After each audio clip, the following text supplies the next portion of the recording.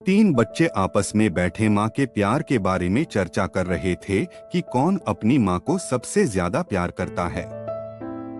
बच्चों की बातें सुनने लायक थीं और हर एक की बात में उनकी माँ के प्रति उनका नजरिया झलक रहा था।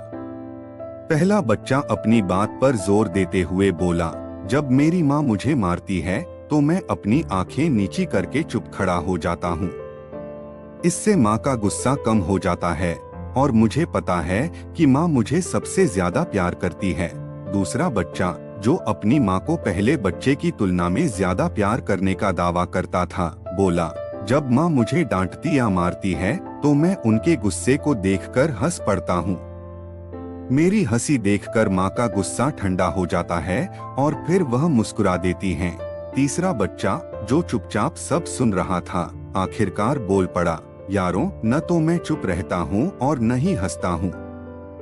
जब मेरी माँ मुझे डांटती हैं, तो मैं चुपचाप उनके चरण स्पर्श कर लेता हूँ। इससे माँ का गुस्सा एकदम छूमंतर हो जाता है और वह मुझे प्यार से गले लगा लेती हैं। इस तरह रह जाता है केवल माँ का प्यार ही प्यार। बच्चों की यह बातचीत सुनते हुए वहाँ खड़े एक बुजुर्ग व्यक्ति ने उन्हें बुलाया और समझाया, बच्चों, यह बहुत अच्छी बात है कि तुम सब अपनी माँ से इतना प्यार करते हो। माँ दुनिया की सबसे बड़ी दौलत है। जब माँ तुम्हें डांटती हैं, तो यह उनकी चिंता और देखभाल का प्रतीक होता है।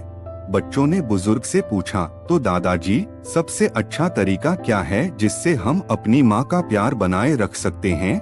बुजुर्ग मुस्कुराए और बोले, माँ को खुश रखने का सबसे अच्छा तरीका है उनका सम्मान करना, उनकी मदद करना और उन्हें खुश रखना। जब भी तुम कोई गलती करो तो माफी मांगने में देर न करो। और सबसे महत्वपूर्ण बात, माँ के हर गुस्से और प्यार के पीछे उनका तुम्हारे लिए चिंता और स्नेह छिपा होता है।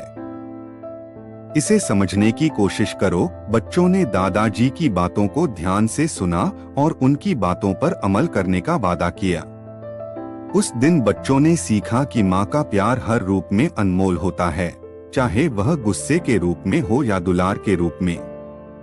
माँ की हर बात में उनकी ममता और बच्चों के प्रति उनका अटूट स्नेह छिपा होता है।